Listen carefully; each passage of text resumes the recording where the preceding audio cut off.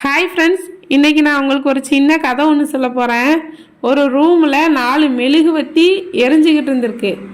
அப்போ பார்க்க லேசாக காற்று அடிச்சிருக்கு. காற்று அடித்ததும் அமைதி அப்படிங்கிற முதல் மெழுகுவர்த்தி சொல்லிச்சான், ஐயோ காற்று வீசுது, நம்மெல்லாம் அணைஞ்சிருவோம் அப்படின்னு சொல்லி பயத்திலேயே லேசாக காற்றடிக்கவுமே அணைஞ்சிருச்சு.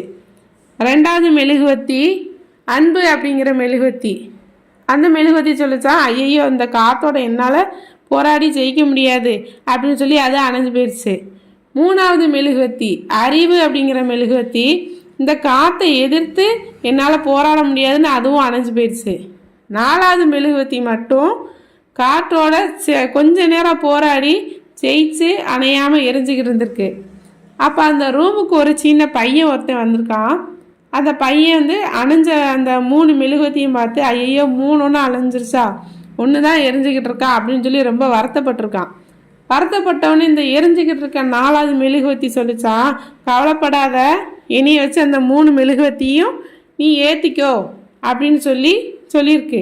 அது கேட்டவுடனே அந்த பையன் கேட்டிருக்கான், அப்போ உன்னோட பேர் என்ன அப்படின்னு. என்னோட பேர் நம்பிக்கை அப்படின்னு அந்த மெழுகுவர்த்தி சொல்லிச்சான்.